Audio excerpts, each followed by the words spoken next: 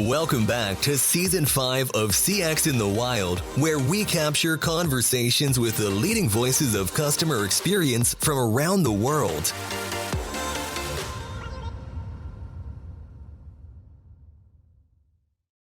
All right, well, here we are today. I met this gentleman, I think about a year ago when he was just getting started. And I don't know, sometimes I make big mistakes, and maybe at that time I didn't see the amazing opportunity of innovation that he was bringing to the market. I recently reconnected with him through another friend, and now I feel a little bit embarrassed, but I'm making up for it by having him on the show today. Why don't we start with you, sir, who you are and what you do? Hey, thanks for having me. I'm Fran Brzyski. I am the co-founder and CEO of Hark, where we are creating a brand new way that the modern customer wants to communicate with the modern brand. Well, in my own defense, I'm probably not the first person who didn't get it the first time around. So why don't you just walk us through? And, just being totally honest, there's probably people who at first, when they hear this on the podcast, might not grasp it right away. So let's take it real slow. Maybe over the last year, you've had ways that you explain it to people. Can you just walk us through how your idea works in real life?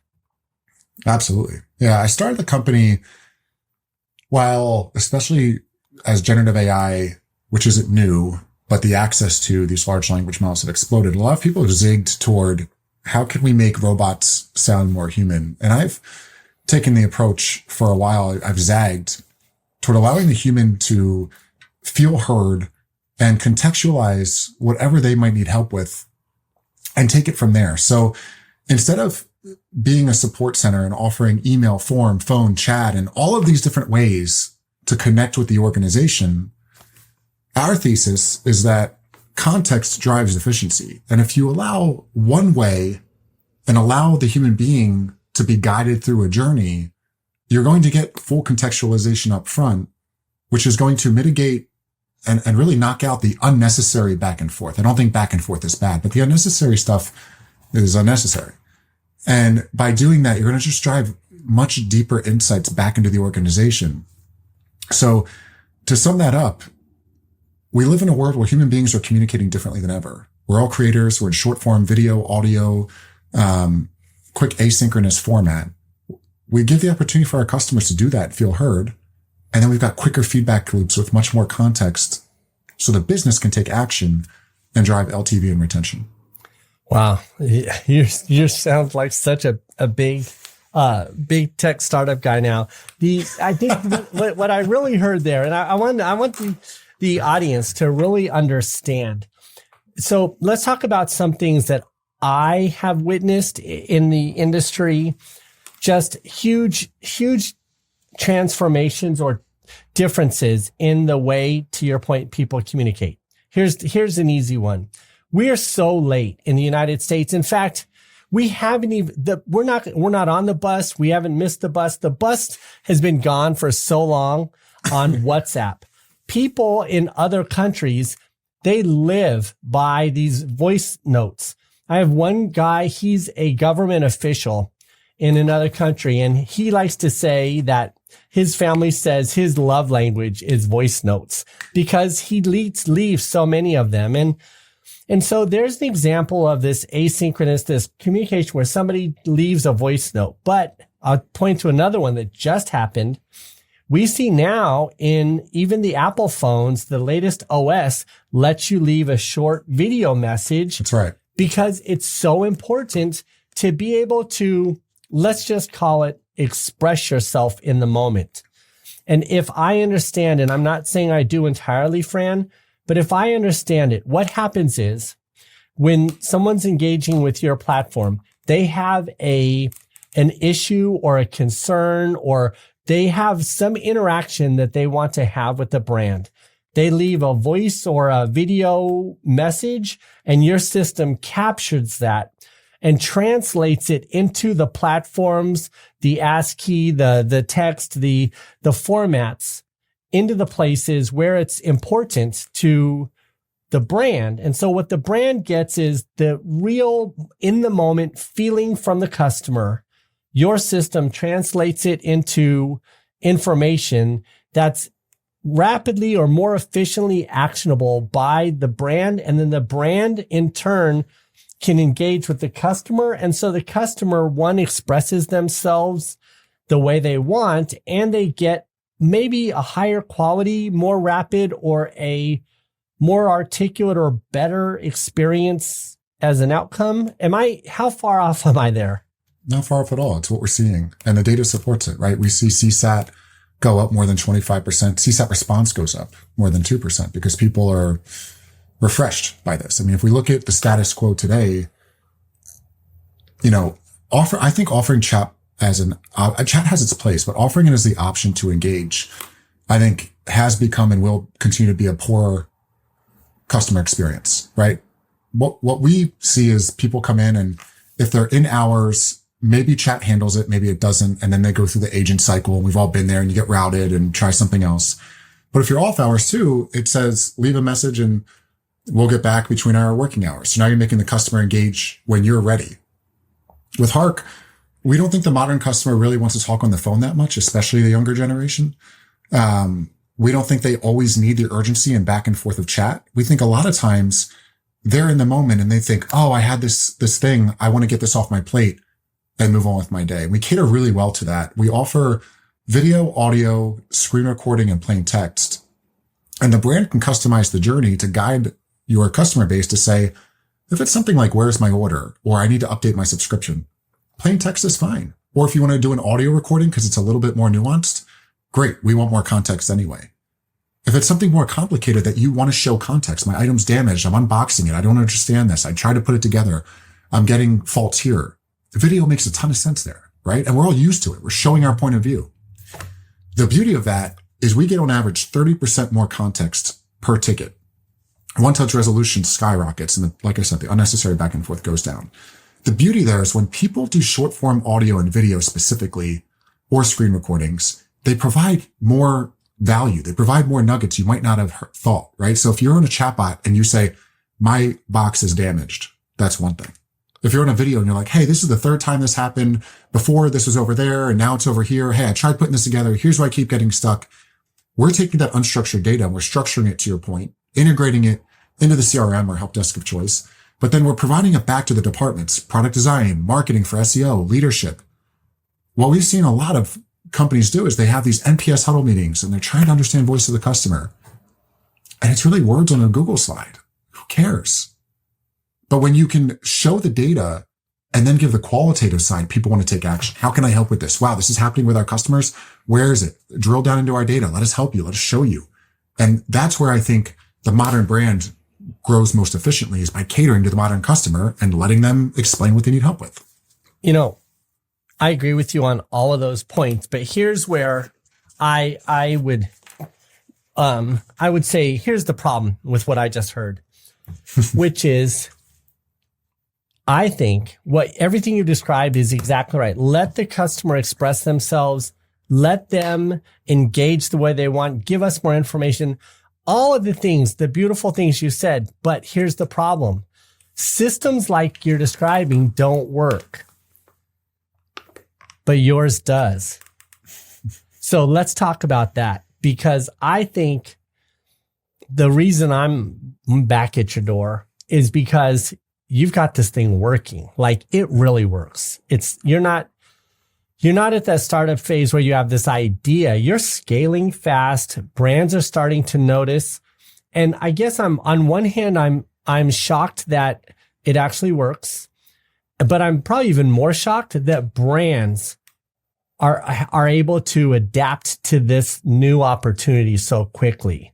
Yeah. Tell me, how is that actually, can you just enlighten me on how does it really work? Because I think we get it in concept, but it still sounds a little crazy that I sit on my porch and I'm like, I'm upset. This package is busted. Let me get my phone out. Hey, this package, third time it's busted. I couldn't find it. It's late. It has this red stripe on it. Whatever. Here's the number. Why you got it? If somebody's listening, here's my number. Here's my address. And then it just poof, disappears into a great customer experience. That's what we want. We want to understand what you are feeling in that moment.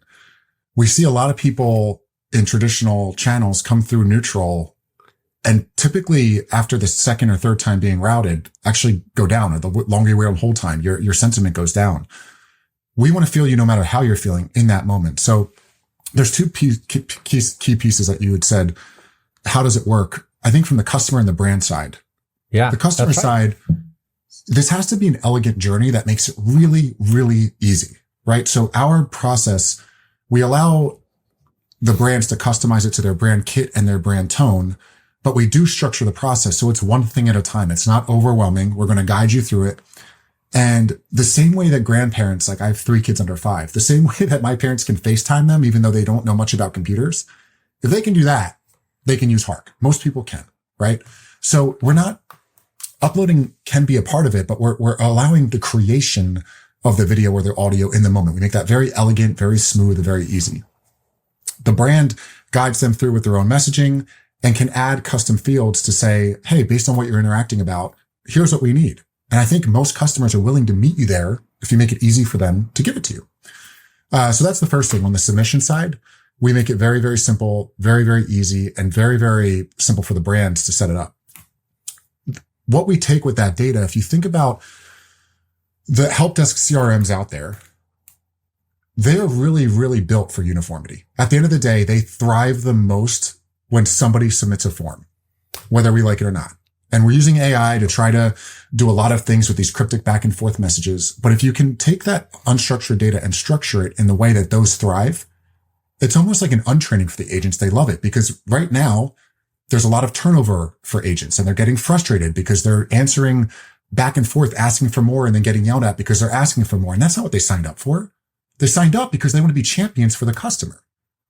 And they love getting the Hark tickets because they say, oh, wow, I see everything going on here. Oh, I have a video. If I don't fully understand it, I can share it with a teammate over Slack. I'm not in the moment on the phone where I have all this pressure to handle it.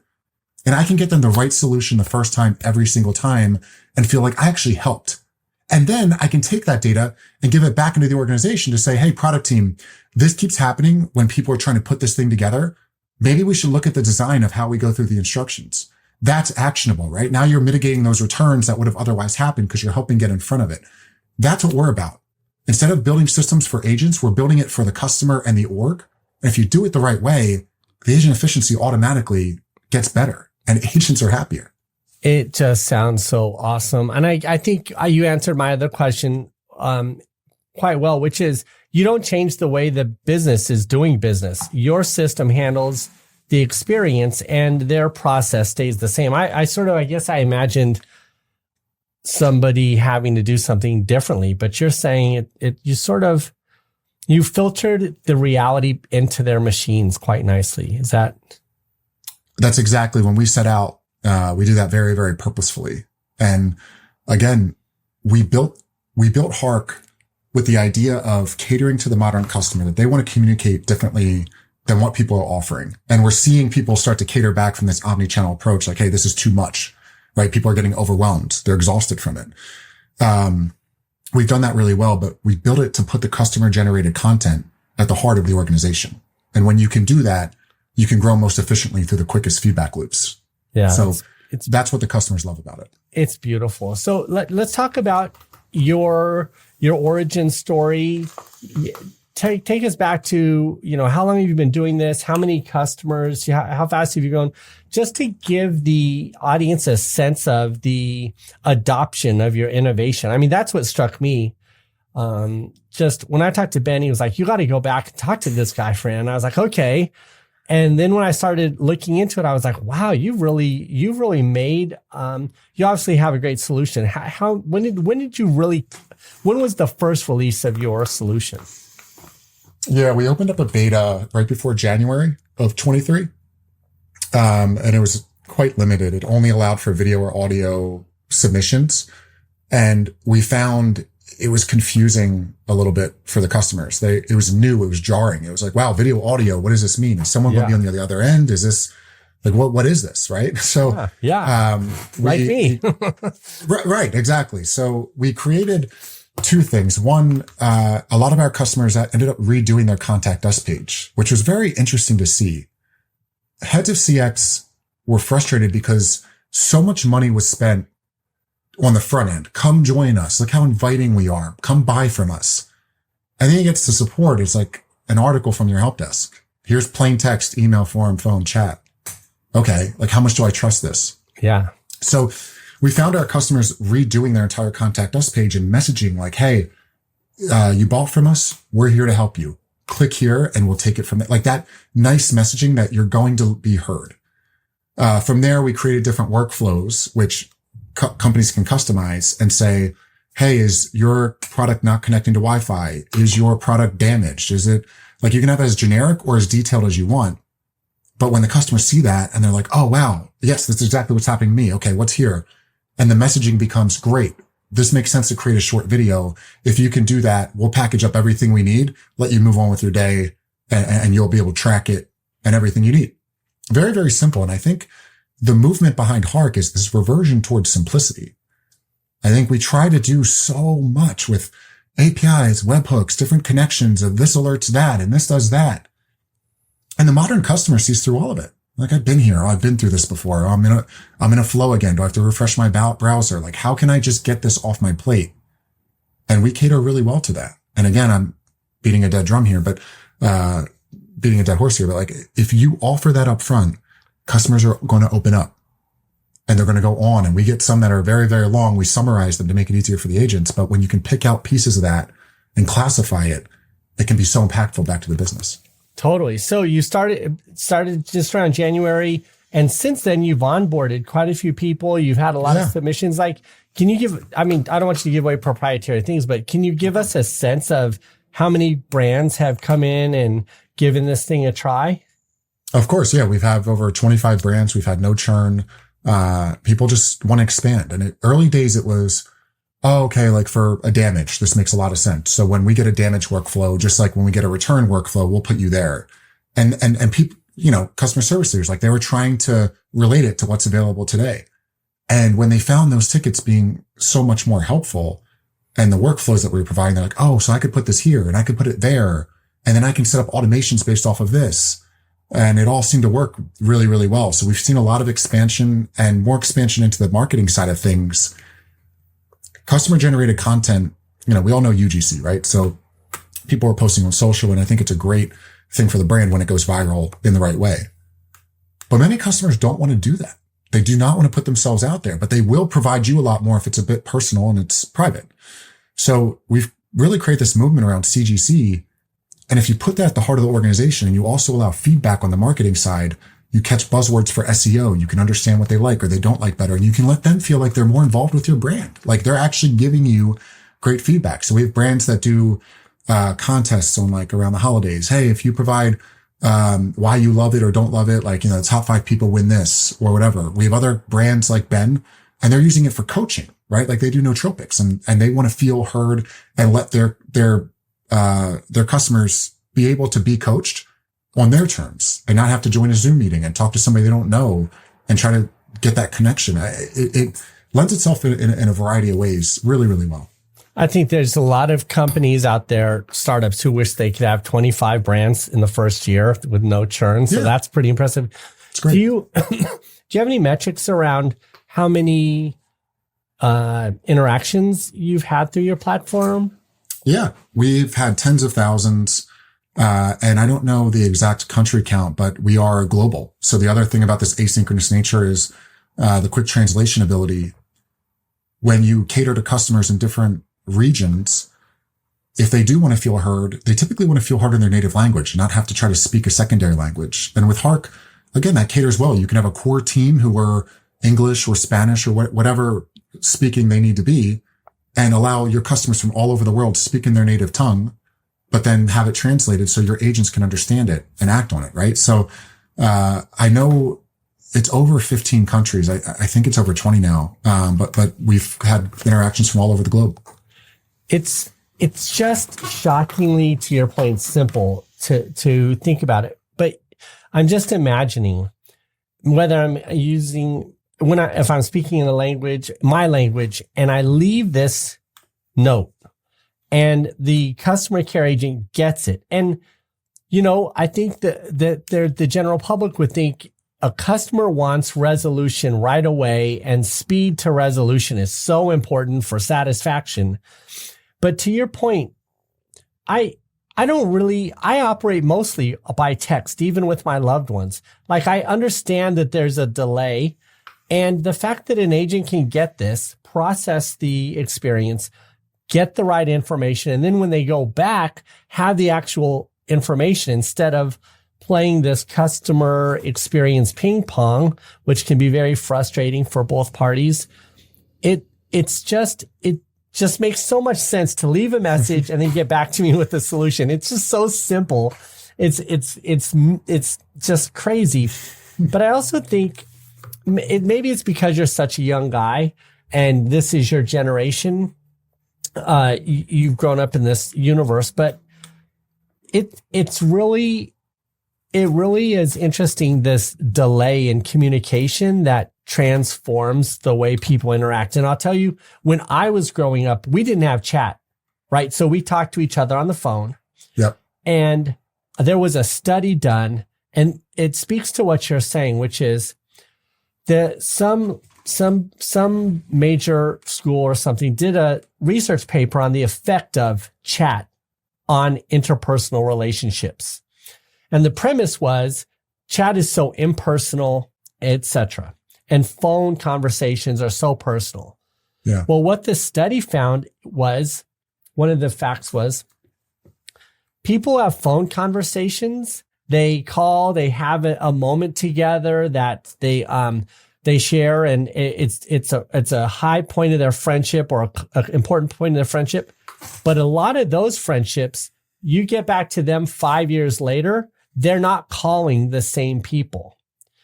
And they went back and they said, but people who are in chat, they tend to have much longer relationships, because rather than having a bunch of series of intermittent phone calls, the chat communication is one friendship that goes ongoing 24 hours a day around the clock. And that chat is actually a more personal way to communicate with another human being.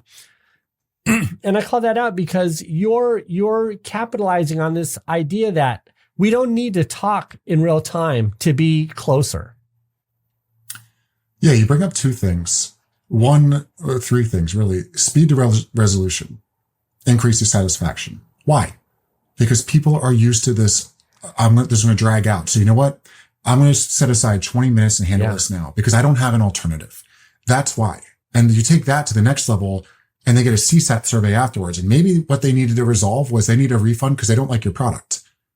And they go to chat, and the agent resolves it and refunds them. And they get the survey and they say 5 stars. It was great. I got my money back. And they never buy from you again. And we're sitting here going, great, 5-star CSAT. How misleading, right? Like, I just think we can contextualize, if we let them speak or be heard, contextualize what they're really feeling. And how do we relate that to LTV and retention? That's a whole nother thing, but that's one thing you brought up. The second thing, I don't think chat is bad. Chat's not bad at all, right? I think starting with a point of contextualization and handing off to chat where appropriate makes sense. But we've been catered as this society to go straight to chat to try to resolve it, because again, we know it's going to take a lot longer elsewhere. And third, I think this asynchronous nature, we see it as the future. You just mentioned the iOS update. You mentioned that study. I don't know from a customer point how personal they're going to feel with the brand versus another human being. That's a very interesting subject that I'd like to see the data behind. But I do know that there is a sense of trust of allowing themselves to just say, hey, take it. And like you said, route it to whoever you want internally. Do whatever you need to on the back end. I'm going to give it all to you. And they come back and they actually follow through. That's going to lead to a heightened sense of trust where they might come back and buy again and say, you know what, this is more expensive, but I'll buy from here because they handle me when I need it, and they make it easy. So I don't know if it's a human personalization thing, but there's definitely a connection to the brand. You're definitely striking me as the new guard, the next generation of customer experience experts. Tell us what's happening in the future for you. What's this next year look like for you? Yeah. CX has a really, really hard job. They sit on the most valuable data that the organization has, and they have a hard time managing agents like we talked about. There's a lot of turnover. They're managing software vendors because they've got these huge bloated tech stacks to make it seem more modern. And they're trying to distill data to give it back to the organization that's actionable. That's a very difficult job. It's not easy. And I want CX to have more of a seat at the table to show not themes per se, like we can get to themes through the data, but the needles in the haystack of like, hey, this is starting to happen here. We should go reach out to the manufacturer and send them this type of video that this product keeps getting damaged in the Pacific Northwest or whatever it might be. Like those things where they can send that internally through the organization and have a sense of trust with the CX team and have leadership buy in. Like we keep talking about customer service shouldn't be a call center. It should be a cost center. It should be a revenue generator. But what are people doing about it? How are we really, really changing that? And that's what we're on a mission to change, is to provide this better context back into the org. So the next year is bringing in the insights that we can send to product leadership, whatever. We can do automated reporting. We have a dashboard you can visualize into, dive deeper into the data and really be a part of the entire organization versus an enablement tool for customer service. More, here's a communication tool that puts customer generated content at the center of your org. Wow. Fran, I could go on and on, but I want to keep us in some short form content to be relevant to the audience. Fran, thank you for being here. Do you want to say how people should get in touch with you? I will, of course, put all of your information in links and connect to you when I share it out. But of course, send us a Hark through our website. If you go to sendhark.com and go to our contact page, you'll be able to send a Hark through there and we'll see it and we'll get in touch. I'm very active on LinkedIn and you'll see us there. So connect with me on LinkedIn and send me a message. You had said about other startups would love 25 customers and no churn. We have very, very tight relationships with our customers without sounding like a cult. We feel like it's the beginning of a movement, in a very positive way. And it's been, as a founder, the most fulfilling thing in the world. So thanks for having me and let me talk a bit about it today. All right. Thanks for being on the show. Thanks for tuning in to CX in the Wild. If you'd like to be on the show, connect with us through the link in the description or DM Dennis on LinkedIn.